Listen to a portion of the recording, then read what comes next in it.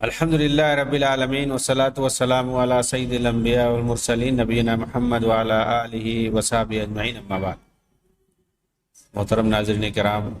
احباب گرامی و دیگر سامعین، اخوان المسلمون سے کس طرح سے تکفیری تنظیمیں پیدا ہوئیں اور ان لوگوں نے عالم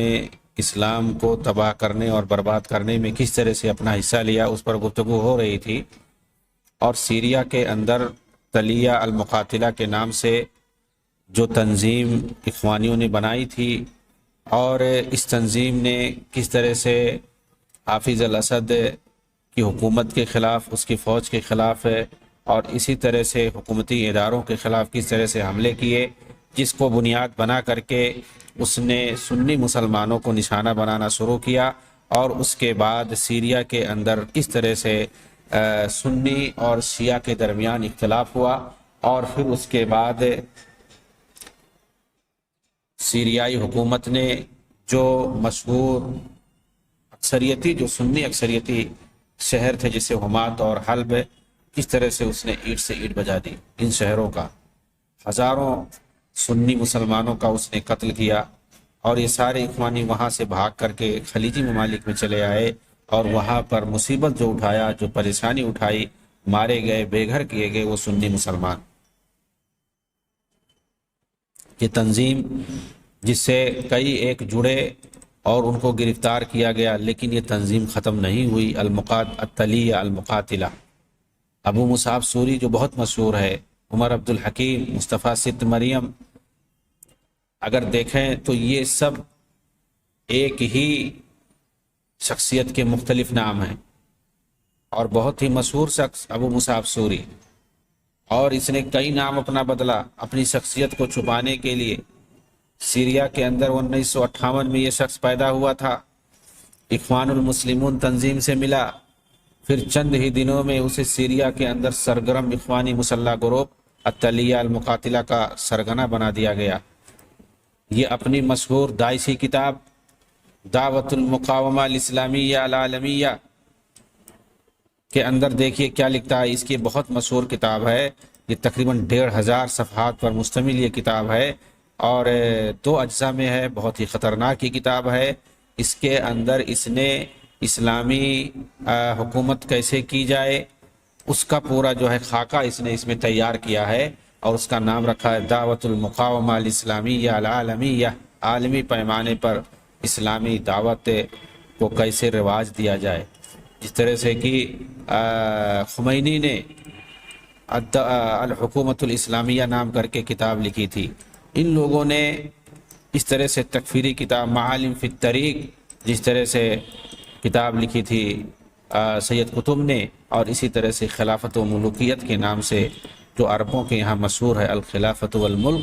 سید مودودی نے کتاب لکھی۔ انہی ساری کتابوں کو پڑھ کر کے، اور ساتھ ہی میں فی ظلال القرآن جس کو دعوتی انداز میں اور ادبی پیرائے میں تکفیریوں کے لیے جنہوں نے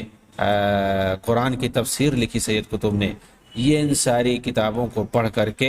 یہ تمام کی تمام جتنی تکفیری تنظیمیں اس وقت پائی جاتی ہیں جہاد کے نام پر، مسلمانوں کا جو خون یہ لوگ کر رہے ہیں، یہ سب سے پہلے مسلم حکمرانوں کو طاغوت اور کافر کہتے ہیں، اور اس کے بعد ان کے انڈر میں جتنے بھی رہنے والے ہیں ان سب کو طاغوت کا پیروکار کہہ کر کے انہیں کافر کہتے ہیں، اور پھر اس کے بعد ان کا خون حلال کرتے ہیں۔ کہتے ہیں ہم پہلے ان کو ختم کر کے یہیں پر ہم پہلے مسلم معاشرہ بنائیں گے، پھر اس کے بعد پوری دنیا پہ قبضہ کریں گے، یعنی پہلے یہ مسلمانوں کو ختم کر دیں گے، پھر ان کی ایک نئی نسل آئے گی، کہیں گے وہ اصلی مومن ہوں گے۔ تو یعنی جو کلمہ کو مسلمان ہیں، کم سے کم یہ لوگ جو کلمہ پڑھتے ہیں، نماز پڑھتے ہیں، تمام کام کرتے ہیں، جو ظاہری چیزیں ہیں، اسلام کے تمام ارکان پہ عمل کرنے والے ہیں، ان کو بھی یہ مسلمان نہیں سمجھتے ہیں۔ یہ دیکھیے ابو مصعب سوری جو اصلی نام اس کا عمر عبدالحکیم بتایا جاتا ہے، اور بقول بعض مصطفیٰ بتایا جاتا ہے، اس نے اپنی اس عالمی داعشی کتاب کے اندر دعوی المقاومہ الاسلامیہ العالمیہ کے صفحہ 1368 کے اندر کیا لکھتا ہے۔ حافظ الاسد کے دور حکومت میں اخوان المسلمون تنظیم کی جہادی کیڈر کے زیر نگرانی ٹریننگ کورس میں جس وقت میں شامل ہوا تھا اس وقت میری عمر 22 سال کی تھی۔ یہ ٹریننگ ہمیں رشید کیمپ میں بغداد کے اندر عراقی فوج کی طرف سے دی جا رہی تھی۔ آپ غور کریں کہ یہ بندہ کیا کہہ رہا ہے، یعنی صدام حسین کا یہ دور ہے اور رشید کیمپ پر صدام حسین کی فوج رہتی تھی، وہ کس طرح سے انہیں استعمال کر رہا ہے۔ یہ کبھی صدام حسین کے فیور میں تھے، انہیں استعمال کر رہا تھا، اور ان لوگوں نے حافظ الاسد کے خلاف جب وہاں سے مار کے بھگائے گئے یہ لوگ، لیکن جیسے ہی انہوں نے 80 کی دہائی میں ایران کے خلاف جو لڑائی شروع ہوئی تو ان لوگوں نے کیسے صدام حسین سے دشمنی کر لی کہ ہمارے خلیفہ ہمارے آقا کے خلاف کیسے لڑائی کر رہا ہے، فوراً یہ لوگ ایرانی خیمے میں چلے گئے۔ تو کہہ رہے ہیں یہ 1980 کا سال تھا، رشید کیمپ میں بغداد کے اندر عراقی فوج کی طرف سے ہماری ٹریننگ دی جا رہی تھی، اور اخوانی بڑے بڑے سرغنے وہاں پہ آ کر کے دعوت و تبلیغ کرتے تھے، ان کو وہ سمجھاتے تھے۔ آپ دیکھ سکتے ہیں کس طرح سے اخوانیوں کو اس وقت عراقی فوج استعمال کر رہی تھی سیریائی حکومت کے خلاف۔ ابو مصعب آگے لکھتا ہے کہ ٹریننگ دینے والا ہمارے پاس آیا جو کہ ایک سن رسیدہ بزرگ فاضل شیخ دکھ رہے تھے۔ ان کا تعلق اس پہلے کیڈر سے تھا جنہوں نے حسن بنا سے بیعت کر رکھی تھی جب ان کی عمر صرف 17 سال کی تھی، اور فوجی مسلح فدائی تنظیم میں بھرتی ہونے کے لیے انہوں نے بیعت کی تھی۔ اسی وقت وہ تنظیم خاص کا حصہ بن گئے تھے۔ یہ تنظیم خاص جو کہ ایک خونخوار مسلح تنظیم تھی جسے حسن بنا نے بنایا تھا، اور جس کا ذمہ دار سرغنہ اور لیڈر عبد الرحمن سندھی کو بنایا تھا، اور تنظیم پر اخوان المسلمون جماعت پر جس کی بہت ہی مضبوط پکڑ تھی۔ اسی لیے حسن بنا کے بعد حسن حزیبی جو مرشد بنے تو ان سے زیادہ پکڑ چونکہ عبد الرحمن سندھی کی تھی، اس لیے دونوں میں ٹکراؤ ہو گیا، اور حسن حزیبی نے کیا کیا، عبد الرحمن سندھی کا کام تمام کر دیا۔ اس کی پوری تفصیل ہے، کیسے مارا گیا عبد الرحمن سندھی کو، کیسے بم سے اڑایا گیا، اس کی تفصیل ہے۔ جب عبد الرحمن سندھی کی بات یا تنظیم الخاص کے تعلق سے جب تفصیلی گفتگو آئے گی جسے حسن بنا نے بنایا تھا، اس وقت بتایا جائے گا کہ عبد الرحمن سندھی کو کیسے مارا گیا تھا۔ تو یہ کہہ رہے ہیں ابو مصعب سوری جو ہے جس نے یہ کتاب لکھی ہے، وہ کیا کہہ رہا ہے کہ وہ شخص جو حسن بنا کے زمانے ہی میں تنظیم الخاص کے رکن بن گئے تھے، پہلے کیڈر میں ان کا شمار ہوتا تھا، اور حسن بنا سے انہوں نے بیعت کر رکھی تھی، وہ ہم لوگوں کو ٹریننگ دینے کے لیے آئے تھے۔ کہہ رہے یہ ابو مصعب سوری کہہ رہا ہے کہ اس کے بعد وہ جو بزرگ شیخ تھے سید قطب کے ساتھ رہے زمانے تک، ان کے بعد انہوں نے مصر کو چھوڑ دیا۔ سید قطب کو جو پھانسی ہو گئی 1966 کے اندر، تو یہ بندہ مصر چھوڑ دیا، کہاں چلا گیا؟ مجاہدین کی ٹریننگ کے لیے اردن چلے آیا۔ اکثر انہوں نے اخوانی جہادی تنظیموں کی مدد کی، یعنی چونکہ تنظیم خاص سے تعلق تھا، ٹریننگ کافی انہوں نے لی تھی، اس لیے ظاہر سی بات ہے جو جہادی تنظیمیں ہیں، مسلح جو فوجی تنظیمیں ان لوگوں کی ہیں، اس کو فوجی تنظیمیں جہادی تنظیمیں یہ لوگ بولتے ہیں، اس کی انہوں نے مدد کی، ٹریننگ کی، جیسا کہ ابو مصعب کہہ رہا ہے۔ جب یہ اخوان حسن بنا اور سید قطب کے منہج پر تھے اور ان کے اندر یہ جمہوریت اور پارلیمنٹ کی وبا نہیں آئی تھی، تب تک یہ مصر میں باقی تھے۔ مطلب یہ ہے کہ اخوان المسلمون کے اندر جب سیاست کی خوب آ گئی اور یہ لوگ سیاست میں حصہ لینے لگے تو یہ جناب وہاں سے مصر چھوڑ کر کے چلے گئے اور جہادی تنظیموں میں مل گئے، ان کا جو ہے ان کی ٹریننگ کرتے تھے۔ آپ یہاں ملاحظہ کر سکتے ہیں کہ کس طرح یہ حسن بنا اور سید قطب کو ایک کیٹیگری میں رکھ رہا ہے، جبکہ کچھ لوگ دونوں کے افکار میں فرق کرتے ہیں، لیکن یہ صحیح نہیں ہے، یہ فرق کرنا صحیح نہیں ہے، چاہے وہ حسن بنا ہو یا سید قطب ہو۔ یہ جو تکفیری اور تنظیم کے تعلق سے، تکفیری فکر کے تعلق سے مسئلہ ہے، ان دونوں میں سب ایک ہیں۔ آپ دیکھیں کہ یہ بندہ یہ جو تکفیری نظریے کا حامل تھا اور مسلمانوں کو قتل کرنے کی جو ٹریننگ دیتا تھا، اس نے کس طرح سے بتایا کہ وہ حسن بنا کی تنظیم خاص میں تھا. اس کے بعد پھر وہ سید قطب کے ساتھ جڑ گیا اور تنظیم 65 کا وہ حصہ بن گیا. تو اس طرح سے، اور جب انہیں جب سے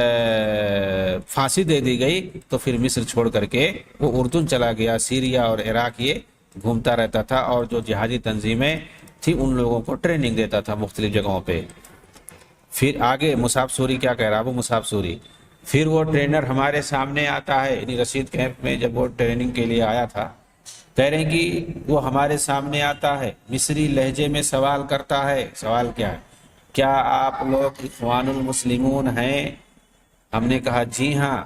پھر پوچھا، یہ ابو مصعب سوری کہہ رہا ہے، پھر پوچھا سچ کہہ رہے ہیں آپ لوگ؟ ہم یہاں گردنیں کٹتی ہیں. اس نے کہا اخوان المسلمون کو آسان نہیں سمجھنا، یہاں گردنیں کٹتی ہیں، کیا آپ لوگ سچ بول رہے ہیں؟ تو ابو مصعب سوری کہہ رہا ہے ہم نے مسکراتے ہوئے جواب دیا ہم بصد صبر و شکر قبول کرتے ہیں. اس کے بعد بلیک بورڈ پر اپنے پہلے لیکچر کا عنوان انہوں نے لکھا. یہ جو ٹرینر آیا تھا اس نے اپنے پہلے لیکچر کا عنوان لکھا بلیک بورڈ پہ. کیا لکھا عنوان؟ الارہاب فریضۃ والاغتیال سنۃ. یہ دیکھیے، الارہاب فریضۃ، دہشت گردی فرض ہے، والاغتیال سنۃ، اور دھوکے سے قتل کرنا سنت نبوی ہے، سنت رسول ہے. سنت سے مراد سنت رسول ہے. ان لوگوں کے ذہن میں کچھ آیتیں ہیں اور اسی طرح سے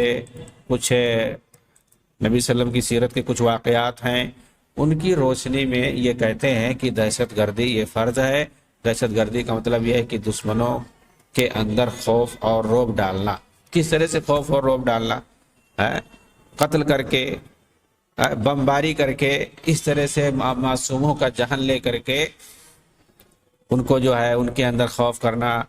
خوف ڈالنا، انہیں مرعوب کرنا، یہ لوگ یہ کہنا چاہتے ہیں. اور دھوکے سے قتل کرنا سنت ہے، یہ عنوان لکھا.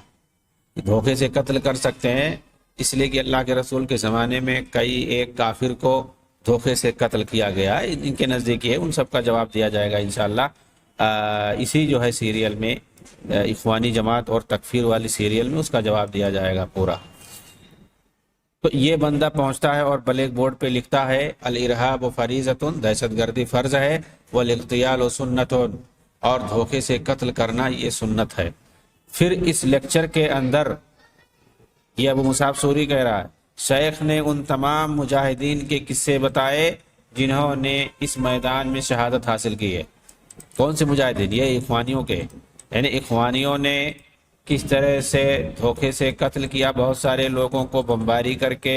اور خودکش حملوں کے ذریعے سے،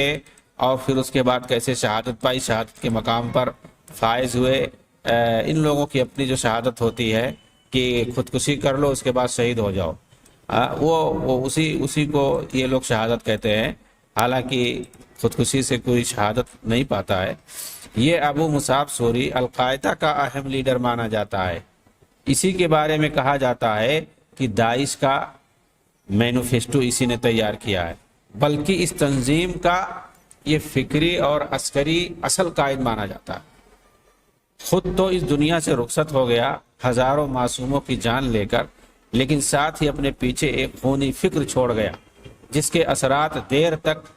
باقی اخوانی جو ہیں ان کے یہاں باقی رہیں گے. اسی طرح کا القاعدہ لیڈر ایمن ظواہری مانا جاتا ہے جو پہلے اخوانی جماعت میں شامل تھا، مگر اس نے بھی جماعت پر سیاسی الزام لگا کر کے ابو مصعب سوری کی طرح سے الگ ہو گیا اور جہاد کے نام پر تنظیم بنائی. یہ بھی خود کو حسن بنا اور سید قطب کے افکار کا محافظ مانتا ہے اور لبرل اخوانیوں سے اپنے آپ کو الگ سمجھتا ہے. یعنی اصلی اخوانی وہی ہے جو القاعدہ اور داعش جیسے افکار اور خیالات رکھے اور عقائد رکھے. یہ آپ اچھی طرح سے سمجھ لیں. ایمن ظواہری خود کو سید قطب کا شاگرد بتاتا ہے اور سید قطب کے افکار اور ایمان کا حامل قرار دیتے ہوئے کہتا ہے کہ سید قطب کی دعوت توحید، اخلاص اور حاکمیت الہیہ پر قائم تھی جو ہر نظام کے لیے ایک آندھی تھی. یہی ایمن ظواہری ہے جس سے اخوانی محمد مرسی نے مصر کا صدر ہوتے ہوئے ٹیلی فون پر گفتگو کی تھی اور سینا کے اندر اپنے مشیر عماد عبد الغفور کو اس کی جماعت کے ساتھ بات کرنے کے لیے بھیجا تھا، جو مصری فوج کے خلاف لڑ رہی تھی سینا کے اندر۔ ایمن ظواہری کی فوج، اس کی تنظیم مصری فوج کے ساتھ لڑ رہی تھی، اور مرسی نے اس سے بات کیا تھا اور اپنے مشیر عماد عبد الغفور کو اس سے بات کرنے کے لیے بھیجا تھا۔ اخوانی حکومت کے گرنے کے بعد یہ حقیقت سامنے آئی۔ اخوانی خیر شاطر نے انہی خونی جماعتوں کو مسلح کیا تھا تاکہ موجودہ نظام اور فوج کے خلاف وہ اپنی کارروائی جاری رکھیں۔ چنانچہ آج تک وہ مصری فوج پر خودکش حملہ کرتے ہیں، جبکہ بغل میں اسرائیلی فوج پر کبھی بھی یہ حملہ کرنے نہیں جاتے ہیں۔ اور اخوانی اقتدار کے خاتمے کے بعد مصر کے اندر 2013 کے اندر مختلف شہروں میں بطور خاص سینا، وادی اور ڈیلٹا وغیرہ میں مختلف جہادی تنظیموں سے، مختلف جہادی ناموں سے ان لوگوں نے خونی تنظیم بنا رکھی ہے۔ یعنی 2013 کے بعد جب ان کی حکومت وہاں سے ختم ہو گئی تو پھر اس کے بعد انہوں نے دھمکیاں دینا شروع کی، اور کئی ایک خونی تنظیمیں ان لوگوں نے موجودہ دور میں بنائی، جیسے العقاب الثوری، کتائب المقاومہ الشعبیہ، حرکت سوائد مصر، لواء الثورہ، ولایت سینا، جماعت انصار بیت المقدس، اور اس طرح سے کئی تنظیمیں انہوں نے بنائی، اور سب مصری فوج اور سرکاری اہلکار کے خلاف خودکش حملہ کرتے تھے۔ یہ لوگ کرتے ہیں، بلکہ ان میں کچھ تنظیموں کو سیاسی اور میڈیائی سپورٹ بھی ملتا رہتا ہے، جیسے جماعت انصار بیت المقدس، حرکت سوائد مصر وغیرہ، اور ان پر جو ہے ان تمام پر مصری حکومت نے پابندی بھی لگا رکھی ہے اور انہیں کالعدم قرار دے دیا گیا ہے، کیونکہ ان کی طرف سے اخوانی حکومت گرنے کے بعد ایک طرح سے مصری فوج اور سرکاری اہلکار بالخصوص مصری قاضیوں کے خلاف مزاحمت کے نام سے حملوں میں اضافہ ہو رہا ہے۔ یہ لوگ محکموں پر، عدالتوں میں، اور اسی طرح سے عدالتوں کے قاضیوں پر باقاعدہ حملے کرتے ہیں، سرکاری اہلکاروں پر حملے کرتے ہیں،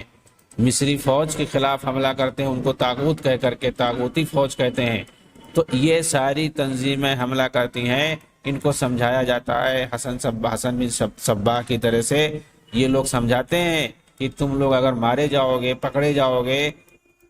تو فوراً تم لوگ جنت میں جاؤ گے۔ اسی لیے باقاعدہ اور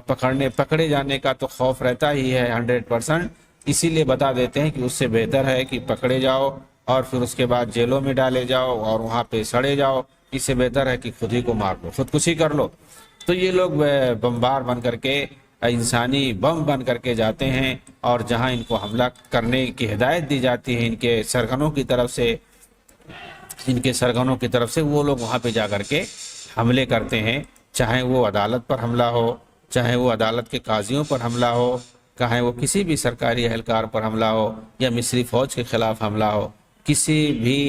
طرح سے انہیں حملہ کرنا ہوتا ہے تو یہ لوگ اپنے بدن پہ بم باندھ کر کے جاتے ہیں، اور وہاں پر اپنے ہاتھ میں جو فیوز رکھتے ہیں، بٹن رکھتے ہیں، اس کو دبا دیتے ہیں۔ اس طرح سے سب سے پہلے تو خود یہ مر جاتے ہیں، پھر اس کے بعد وہاں موجود آس پاس میں جو ہوتا ہے، وہ چاہے کوئی معصوم ہو یا کوئی بھی ہو، یا کوئی بھی پراپرٹی کی نوعیت کچھ بھی ہو، وہ سب کے سب تباہ اور برباد ہو جاتی ہے۔ عدالت کے قاضیوں پر حملہ کرنے میں، خودکش حملہ کرنے کی رواج جو ہے، ان تکفیری تنظیموں نے حسن بننا ہی کے زمانے سے شروع کر دی تھی۔ یہ آج کا نہیں ہے کہ مرسی کے دور کے بعد سیسی کا جو دور چل رہا ہے، اس کے دور میں ان لوگوں نے، بلکہ مبارک کے دور میں بھی ان لوگوں نے کس طرح سے قاضیوں پر حملے کیے، اور موجودہ وقت میں کیسے قاضیوں پر حملہ کرتے ہیں، خودکش حملہ کرتے ہیں۔ اصل وجہ کیا؟ ان کو دشمنی اس وجہ سے ہوتی ہے کہ جو مصر کے قاضی ہوتے ہیں عدالت کے، وہی لوگ ان کے خلاف فیصلہ سناتے ہیں۔ ان کی پھانسی کی سزا جو سنائی جاتی ہے اور یہ پکڑے جاتے ہیں دہشت گردانہ کارروائیوں میں، اور یہ تو اس کو مجاہدانہ کارروائی مانتے ہیں، استشہادی کارروائی اس کو کہتے ہیں، لیکن جب پکڑے جاتے ہیں اور ان کے جو ارکان ہوتے ہیں وہ گرفتار کیے جاتے ہیں تو مصری عدالتوں کے جو قاضی ہوتے ہیں انہی کے ذریعے سے فیصلہ سنایا جاتا ہے۔ تو یہ سب سے زیادہ اپنا دشمن اگر مانتے ہیں موجودہ صدر کے بعد اور فوج کے ساتھ ساتھ، تو ان قاضیوں کو بھی مانتے ہیں، اس لیے یہ حملہ کرتے ہیں۔ تو میں نے بتایا کہ یہ جو حملہ یہ لوگ کرتے ہیں قاضیوں کے خلاف،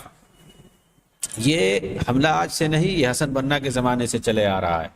چنانچہ قاضی احمد خازندار اور وزیر اعظم محمود فہمی نقراشی پر حملہ کر کے اور عدالت کو بم سے اڑانے کی سازش کر کے 1948 ہی میں اور 2012 کے اندر دوبارہ دستوری عدالت کا محاصرہ کر کے اور کئی ججوں پر حملہ کر کے انہوں نے دوبارہ یہ ثابت کر دیا کہ جماعت آج بھی حسن بننا اور سید قطب کے داعشی خارجی افکار پہ قائم ہے۔ ان لوگوں کے زمانے میں، سید قطب اور حسن بننا کے زمانے میں، جس طرح سے یہ لوگ عدالت کے قاضیوں پر حملہ کرتے تھے، عدالتوں پر بم پھینکتے تھے، وزارت داخلہ کی بلڈنگوں پر حملہ کرتے تھے، یہ ساری چیزیں ثابت ہیں کہ ان لوگوں نے کیسے قاضی احمد خازندار، وزیر اعظم اس وقت کے محمود فہمی نقراشی پاشا وغیرہ پر حملہ کیا تھا۔ 1948 میں اس وقت حسن بننا موجود تھے، اس وقت انہوں نے حملہ کیا تھا۔ اس خارجی جماعت کی ایک خصوصیت ہے کہ کمزوری کے عالم میں خاموشی سے ہی انڈر گراؤنڈ ہو جاتے ہیں، لیکن جب انہیں طاقت حاصل ہوتی ہے حکومت کی کمزوری کی وجہ سے یا کسی وجہ سے، تو دوبارہ یہ سوراخ سے نکل آتے ہیں اور قتل و غارت گری یہ لوگ شروع کر دیتے ہیں۔ آج بھی ان کا دور جو چل رہا ہے وہ ان کی کمزوری کا دور چل رہا ہے، اس لیے انڈر گراؤنڈ ہوتے ہیں اور دیکھیں گے صرف یہ سوشل میڈیا پر شیر بنے رہتے ہیں، اور اکثر تو آپ دیکھیں گے دعوت و تبلیغ کی باتیں اچھی اچھی کرتے ہیں، لیکن جب یہ لوگ تھوڑا بہت بھی ان کو سپورٹ ملتا ہے اعدائے اسلام کی طرف سے اور کسی بھی مسلم ملک کو یہ لوگ کمزور دیکھتے ہیں، خاص طور سے عرب ممالک میں، تو پھر اس کے خلاف یہ لوگ میدان میں آ جاتے ہیں فوراً۔ ان کا جو سب سے پہلا مصر کا حاکم جو سب سے بڑا دشمن سمجھتے ہیں اور پہلا جو حاکم ان کے خلاف ہے، حالانکہ جمال عبد الناصر جو کہ اسی اخوانی جماعت میں تھا اور پھر اس کے بعد اختلافات کی بنیاد پر وہ نکل گیا۔ جمال عبد الناصر نے نفاذ شریعت اور اس کی تطبیق کے تعلق سے جس تدرج کی بات کہی تھی، جس تدریج کی بات کہی تھی،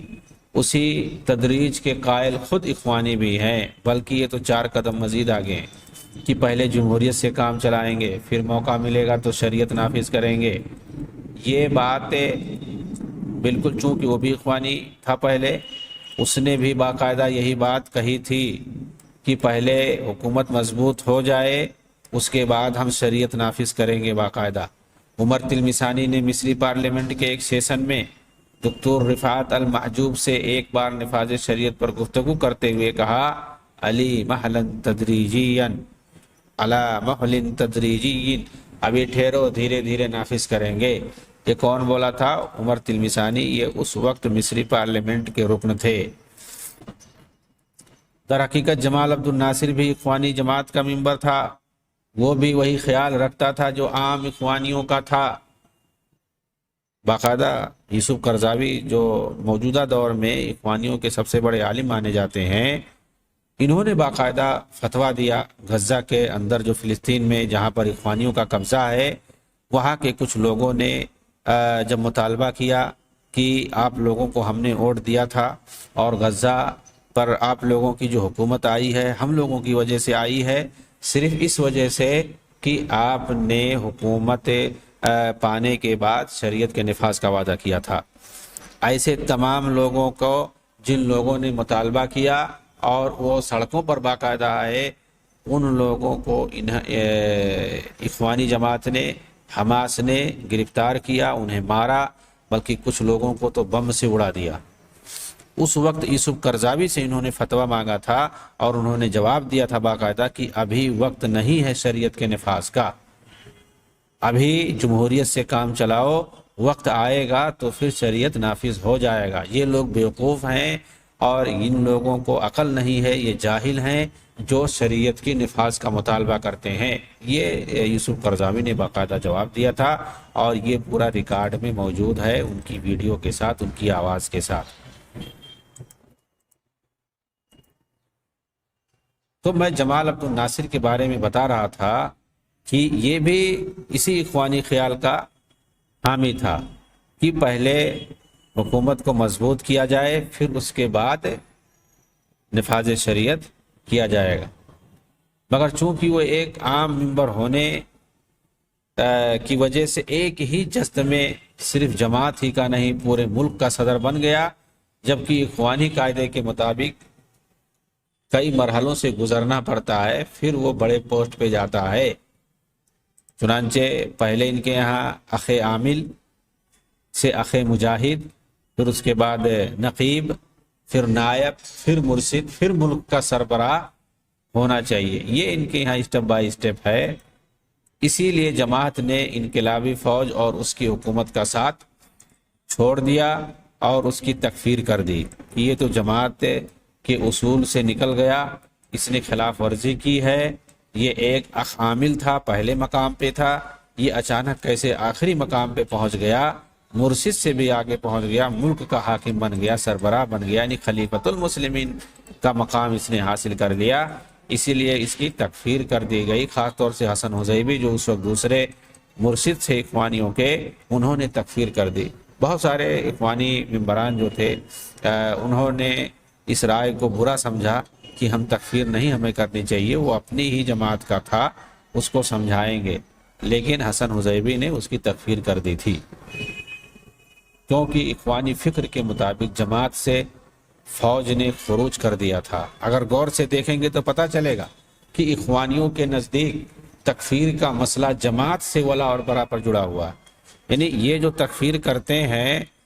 اس کا تعلق اسلام سے جوڑ کر کے نہیں دیکھتے ہیں کہ اسلام کے کسی حکم کی خلاف ورزی اگر وہ کرتا ہے تو اس کی تکفیر کی جاتی، عام طور سے یہی ہوتا ہے۔ تو ان کے یہاں جو تکفیر کا تعلق ہے وہ جماعت سے جڑا ہوا ہے، اسلام سے نہیں جڑا ہوا ہے۔ عام طور سے تکفیر کی جاتی ہے دین اسلام کو لے کر کے، لیکن یہ لوگ جو تکفیر کرتے ہیں اپنی جماعت کو لے کر کے کہ اس بندے کا تعلق ہماری جماعت سے کس طرح سے ہے، کس طرح سے اخوان المسلمون کے ساتھ اس کا تعلق ہے، ولا اور برا کا تعلق اخوان المسلمون جماعت کے ساتھ جڑا ہوا ہے یا نہیں جڑا ہوا ہے، اس کو بنیاد بنا کر کے یہ لوگوں کی تکفیر کرتے ہیں۔ جو اس جماعت اور اس کے مرشد کے خلاف ہوا، اس جماعت کے خلاف جو بولے گا، اس جماعت کے جو مرشد کے خلاف بولے گا، اس کے مرشد کے خلاف اگر کوئی کارروائی کرے گا، اس جماعت کے خلاف کارروائی کرے گا تو فوراً طاغوت ہو جائے گا، خارجی ہو جائے گا، کافر ہو جائے گا۔ اس کی واضح مثال خود بعض اہم اخوانی علماء اور مفکرین ہیں، جیسے شیخ محمد غزالی اور سید سابق وغیرہ کی، جن لوگوں نے مرشد عام حسن حزیبی سے اختلاف کر لیا تھا۔ شیخ کرزاوی کہتے ہیں ہم عامریہ جیل میں تھے، ہم ایک مشہور وائس سے گفتگو کر رہے تھے کہ اچانک شیخ غزالی کا ذکر آیا تو اس نے کہا غزالی اور ان کے ساتھی اب ہمارے دینی بھائی نہ رہے، وہ جماعت سے نکل چکے ہیں۔ دینی بھائی نہیں ہے تو پھر آخر کون سے ہیں؟ یعنی وطنی بھائی اب ہیں وہ ہمارے، لیکن دینی بھائی نہیں ہے۔ ظاہر سی بات ہے ہر مسلمان کو دینی بھائی کہا جاتا ہے، اگر کوئی دینی بھائی بھی نہ سمجھے تو پھر وہ کیا ہو سکتا ہے؟ وہ کافر ہی ہو سکتا ہے۔ شیخ محمد غزالی خود بیان کرتے ہیں کہ ایک مرتبہ میں اپنے ساتھی استاد سید سابق کے ساتھ شعبہ المنیل کے پاس جا رہا تھا کہ دو اخوانی ہمارے بغل سے گزرے اور ہمیں سنا کر کہہ رہے تھے تم دونوں جہنمی ہو گئے، تم دونوں جہنمی ہو گئے۔ کیوں؟ اس لیے کہ اخوانی جماعت کو انہوں نے چھوڑ دیا تھا۔ مزید کہتے ہیں کہ یہ بڑی تعجب کی بات ہے کہ مرکزی آفس سے یعنی دارالارشاد سے ہمارے نکلنے کے بعد مسجد روضہ میں جمعہ کے خطبے میں یہ تاکید سے بات کہی جانے لگی کہ جماعت کی قیادت کے ساتھ محبت اور ولا گناہوں کو ختم کر دیتا ہے۔ یعنی یہ لوگ ایسی سوچ رکھتے ہیں کہ اگر جماعت کی قیادت کے ساتھ محبت رکھو گے، ان کے قائدین اور مرشدین سے محبت رکھو گے تو پھر گناہوں کو معاف کر دیا جائے گا، اور جماعت سے خروج کرنا ساری نیکیوں کو ختم کر دیتا ہے۔ جماعت سے اگر نکل گئے تو پھر تمہاری ساری نیکیاں برباد ہو گئیں، جس طرح سے اسلام سے نکلنے کے بعد ساری نیکیاں برباد ہو جاتی ہیں۔ اور جو لوگ جماعت کو چھوڑ رہے ہیں وہ جاہلیت کی طرف جا رہے ہیں، کیونکہ وہ بیعت کو توڑ رہے ہیں، بیعت کو توڑ رہے ہیں۔ ایسا لگتا ہے کہ وقت کا خلیفہ اور حاکم ہو، حالانکہ یہ لوگ خود ایک بیعت کیے رہتے ہیں حکومت وقت سے، اور دوسری طرف یہ خود اپنی بیعت کراتے ہیں، حالانکہ یہ خود جاہلیت ہے۔ کہ حکومت سے بیعت کر کے اپنا خود بیعت کرائے، یہ خود جو ہے ایک طرح سے اگر دیکھا جائے تو یہ خود ایک طرح سے تکفیر ہے، نہیں کر سکتے ہیں، یہ جاہلیت کی موت ہے کہ آدمی اگر کوئی جو ہے کسی سے بیعت کیے ہوئے ہو وہ اپنی بیعت نہیں کرا سکتا ہے۔ اور جب انہوں نے حسن حزیبی سے بات کرنے کی کوشش کی تو انہوں نے ان سے کفار جیسا معاملہ کیا۔ غزالی کہتے ہیں جب ہم نے ان لوگوں کی یہ حالت دیکھی تو ان سے نفرت ہو گئی، کیونکہ یہ بھی ہمیں کفار اور فساق کی طرح سمجھنے لگے۔ ایک بار اسی طرح کا سامنا شیخ کرزاوی کو بھی کرنا پڑا، ان کے بعض تفردات اور اجتہادات کی وجہ سے۔ اس کی تفصیل ہم بتائیں گے۔ وآخر دعوانا ان الحمدللہ رب العالمین، والسلام علیکم ورحمۃ اللہ وبرکاتہ۔